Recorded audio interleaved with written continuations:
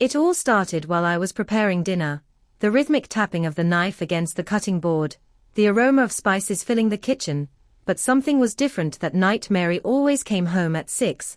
But that day she was late. I checked my phone, no message. I looked out the window and saw her. She stepped out of her car, paused at the door as if she was gathering herself before walking in, and then she said those words, "I don't love you anymore." John the First wanted a divorce, but that wasn't the worst part. There was a man, his name was Victor. For a moment, time stopped. I let go of the knife, staring at the carrots on the cutting board, but nothing in the kitchen felt real anymore. Mary stood before me, shoulders squared, her face unreadable, but her eyes, there was something in them, a decision, maybe, a victory.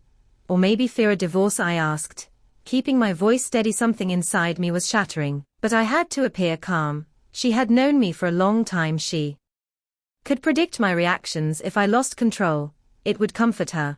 But if I stayed cold, she wouldn't know what to do. She nodded. Yes, I don't love you anymore. The words echoed in the silence. 15 years. The home we built, the memories, the laughter, the quiet dinners, all reduced to 3 words from her lips. And then came the real blow. There's someone else. It felt like a knife had been driven into my chest. I placed my hands on the counter, inhaled deeply. "What's his name?" I asked, my voice void of emotion. "Victor," she said. I etched the name into my mind. A knot tightened in my stomach. How long had it been going on? How did it start? Where did they meet? How many times had she lied to me? How many nights had she lain beside me, thinking of him? I watched her as she spoke. Her hands were clasped together, her voice trembling, but there was a stubbornness in her, a conviction. "Listen to me, John, this isn't a mistake. I want to live more. Being with you has become suffocating. Victor understands me." I laughed, a bitter, hollow laugh. "He understands you, and what about me?" For 15 years, I had given her everything she wanted, a comfortable life, expensive vacations, luxury cars. But now she stood there saying he understood her. "And that's why you want a divorce?" I asked, picking up the knife again, staring at its sharp edge. Mary's eyes flickered to the knife, but she didn't step back. "She wasn't afraid of me, no," she said. And that was the moment everything changed. "I want a divorce, but not yet." I frowned. "What do you mean, not yet?" She sighed, met my gaze, and delivered the greatest betrayal of all. "I want to build a future with Victor, but we're not ready yet. I need to be financially independent. So I want an open marriage." For a while, an open marriage. She was asking me to accept this, to turn a blind eye while she was with Victor, to share this house, this life, just so she could leave comfortably when she was ready. I put the knife down, because now I understood this wasn't the end. This was the beginning of a war. I slowly set the knife down. I had to suppress the anger rising inside me. I couldn't let her see what I was feeling, because this had now become a game, and I had to make every move perfectly. "So, how exactly is this open marriage supposed to work?"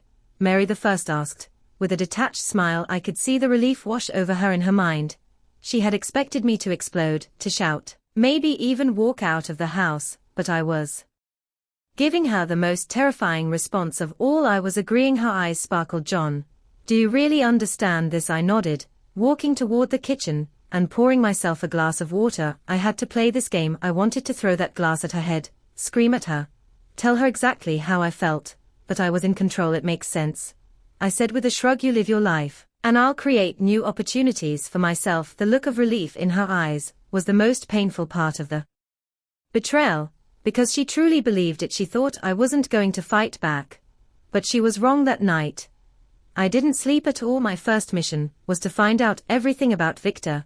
Who was he? What had he done? Where could I find him? No war could be won without knowing the enemy. I opened my laptop and searched for his name. Victor Reynolds, a successful real estate developer known for his luxury projects. But what was on paper never told the whole story. I had to find his dirty secrets, his weaknesses, and after some digging, I found the cracks beneath his perfect image. He was drowning in debt. His real estate empire was a bubble, constantly controlled by others. If the banks and investors lost confidence in him, he would lose everything. All right. The first target was clear: destroy his business.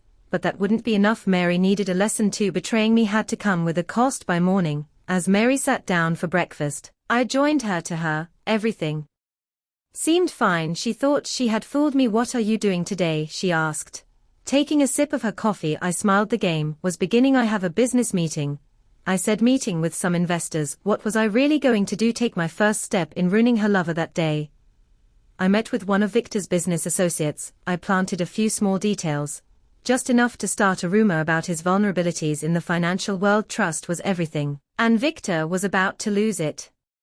Mary and Victor had no idea how big this game really was, but they would soon learn, and I would burn them in their own hell. The game had begun. I was playing chess, while they thought they were fooling me with a simple deck of cards.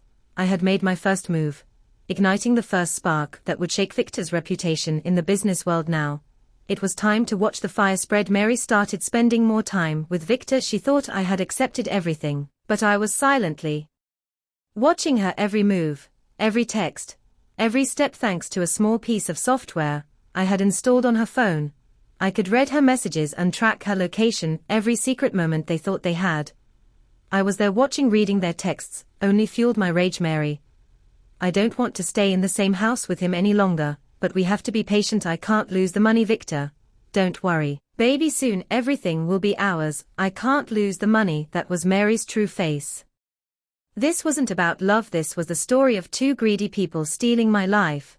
But they had forgotten one thing: I wasn't used to losing. I made my second move. I traced Victor's financial connections, found out who was covering his debts. Then I met with his banks and investors. I showed them his weaknesses, exposed his hidden liabilities in their eyes.